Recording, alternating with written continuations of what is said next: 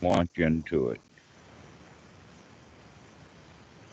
So, as I was saying, I kind of had a hard time readjusting to like daily life after a retreat. And there was some fatigue, and I was kind of just not getting back into the swing of things very well. But that has since resolved somewhat, and I'm back to practicing um, the way I used to before. I had kind of a hard time last week where I didn't miss any sessions, but I cut them short. I only did like 20, 30 minutes on some days. Um, and now I'm back to what I want to be doing, and I also feel better. So I think it was just a matter of needing some time to get back into it. Mm-hmm. Um, First off, that's actually quite normal that you went to a meditation system that you said was metta, I believe, a metta meditation class. You haven't actually explained what happened in that class, and we'll save that for um, later.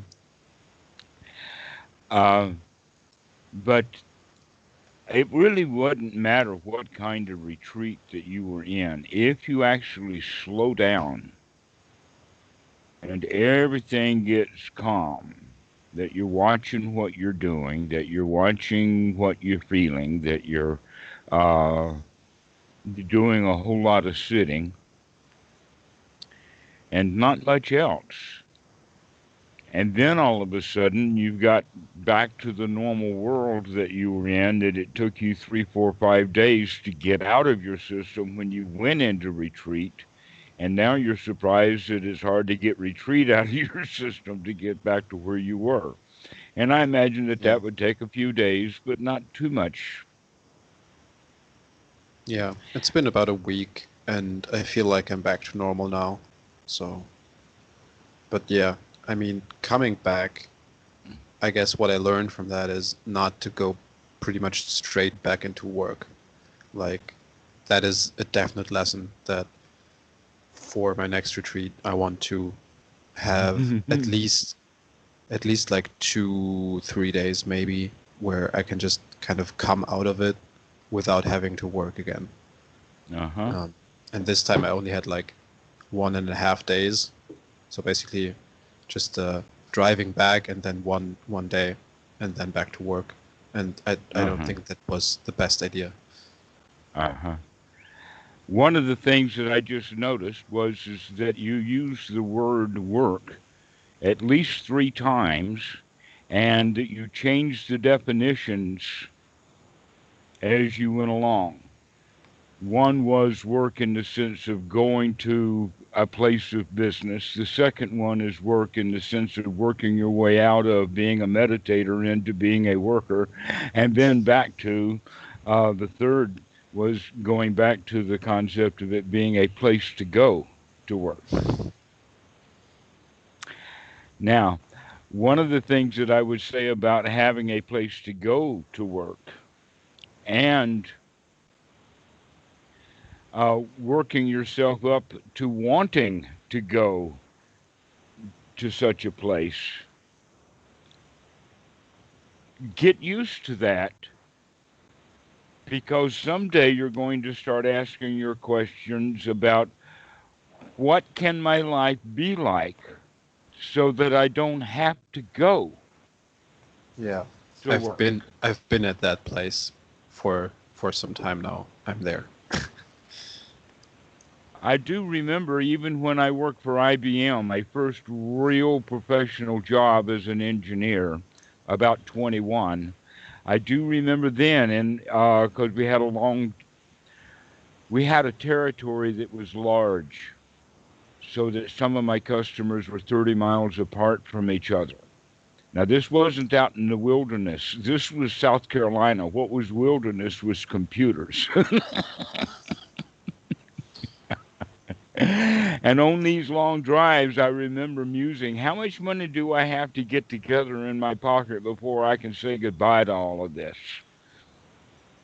And I had just gotten into it. I had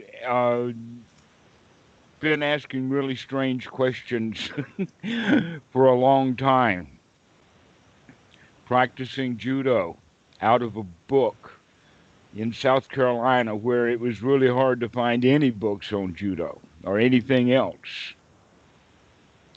The first Buddhist book I read was when I was 14 about the light of Asia, which really, really confused me because it's so magically oriented. It's Christopher Humphrey's. It goes way back, and it's, in fact, because that book became so popular, that was what magicalized Buddhism for the West. That Buddhism, in a sense, is not nearly as magical, especially in Thailand. A lot of it have, uh, uh, especially around Bhikkhu Buddhadasa, they take the magic right out. I appreciate that. All right. Now, one of the things about that situation then is when you start coming out of the magical world, you realize that business is part of that magical world. And one of the lies that they've told you is that you need us in order to survive. Not only do you need to buy the things you need from us, you have to work for us in order to buy the things you need from us. And when Yeah. you start putting that together, you start saying, why do I want to live in that kind of world? Or what Yeah. kind of world would I prefer to live in? Yeah. I was actually talking to, let's say, a Dharma friend a couple of days ago about this. Uh-huh. So he's Now, how did I know that? Go ahead. there's no hiding anything from you, I think. It all comes out. Even though I didn't even plan talking about this because yeah, it wasn't on my mind specifically today, but it's been on my mind for the last couple of months. Hmm. So you have good intuition, I think. So anyway, I was talking to this guy. He's in my Oh, locals. that's because I know about mind. You see, I've got one I've been playing with for years. Yeah. Also, I imagine I'm not the only one dealing with this conundrum of orienting yourself towards, let's say, the Dhamma, and also having to work a lot. I think that's pretty much a common experience. At least I've heard it from many different people where they would actually prefer to spend more time on the Dhamma and also maybe more time doing helping other people. Um, but it's not that easy. And Well, it actually comes with opening one's heart, which is why you went to the meditation thingy anyway. yeah, so anyway, what I like the kind of conundrum that I think that's there is um, at least here in Germany, it's pretty difficult to reduce your hours. So you're basically in a lot of professions you're forced to just work full time, which is like 40 hours plus.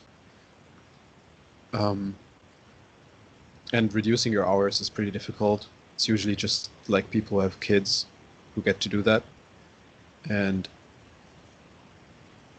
that would kind of be my preferred mode, to just like maybe reduce it down, do some more Dhamma stuff, and then see where that goes. Uh-huh. And Okay. I did that actually by taking a teacher's profession.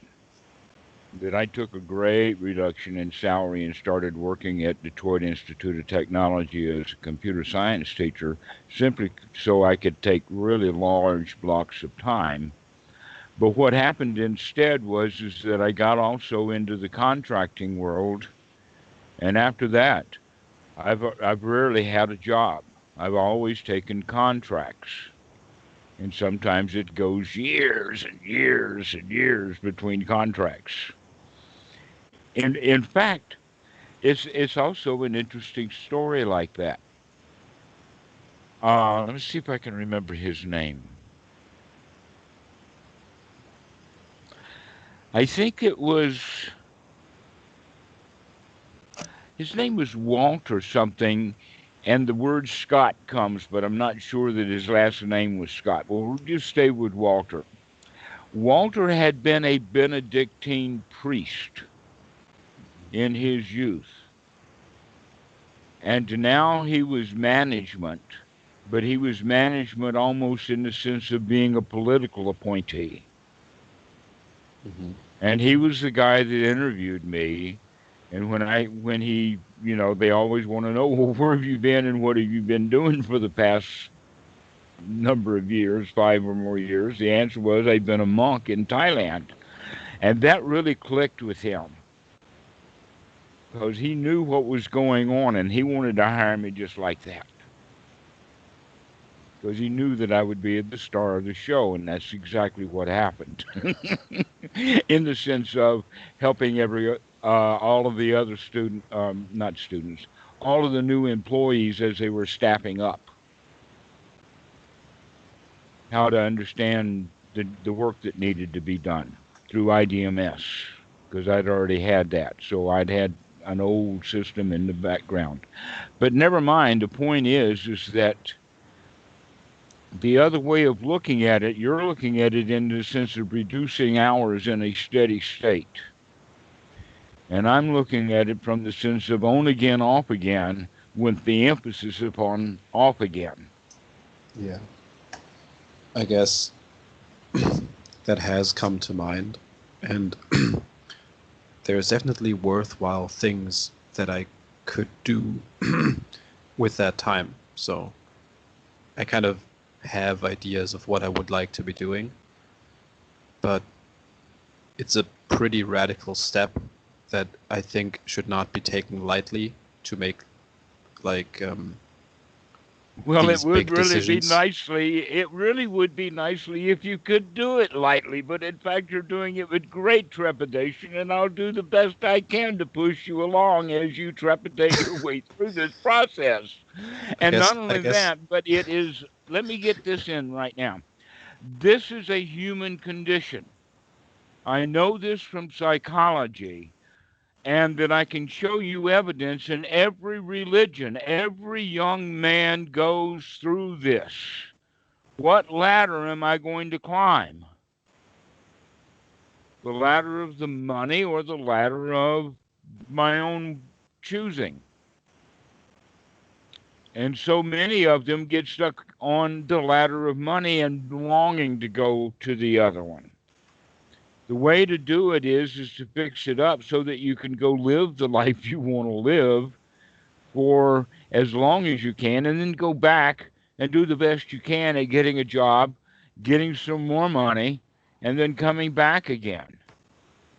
And by doing so once or twice, you'll probably find ways of lengthening the time all the way to the point of your retirement. We're only talking about 40 years of doing this kind of stuff. In fact, the way yeah. that I would talk about it was is